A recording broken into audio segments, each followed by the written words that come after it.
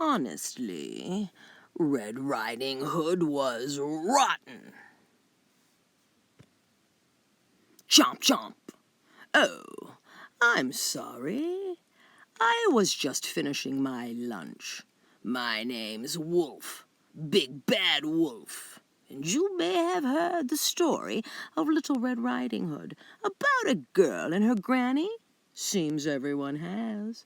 My tale is different. Did I say T-A-I-L? I meant T-A-L-E. Once upon a time, I ran out of food completely. The cupboards were bare, and the freezer too. And I'd eaten every last vegetable and fruit in the garden. Every one. Other wolves might have lunched on little forest creatures, chipmunks, bunnies, squirrels. But I'm a vegetarian, that's right. I don't eat meat. Well, I try not to. I love apples. Honeycrisp, Pink Lady, Golden Delicious, any kind, really. But sadly, it was a long time until apple harvest. I hadn't eaten in weeks. My stomach growled and howled. It moaned and groaned. It even roared. Then my nose took over. I took a whiff. What was it? A girl. I took a whiff. What was it? Cake, butter, in this forest? I had to investigate. And there she was, Little Red Riding Hood. She looked as plump and juicy as a big sweet apple. Little Red waved her cape. "Isn't it pretty?" she said. "Yeah," I said. "Aren't I pretty?" she said. Was she admiring herself in that puddle? "With this cape," she said, "I'm even prettier than usual." Boy, someone sure was full of herself. My stomach growled. Little Red twirled a strand of hair. "Mother says the cape looks grand with my skin.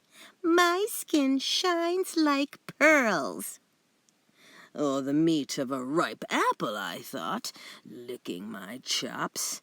Remember, I hadn't eaten in weeks.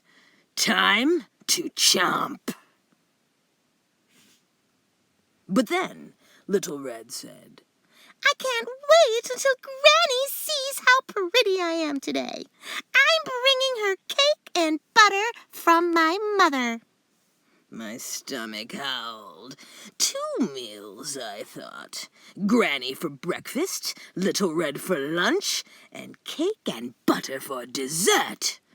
Where does Granny live? I asked.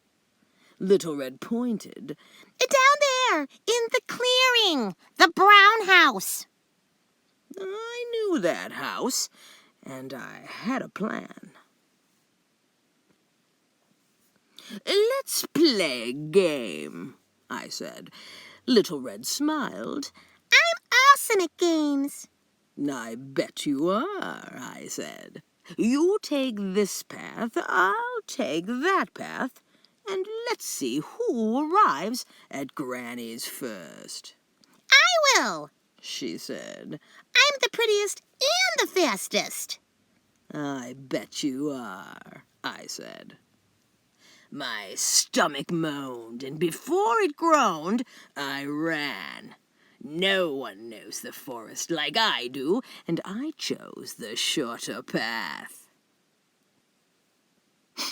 I took a whiff. What was it? Apple air freshener? I knocked on the door. "Who's there?" called out a voice. "Your granddaughter," I squeaked. "I've brought you cake and butter from Mother."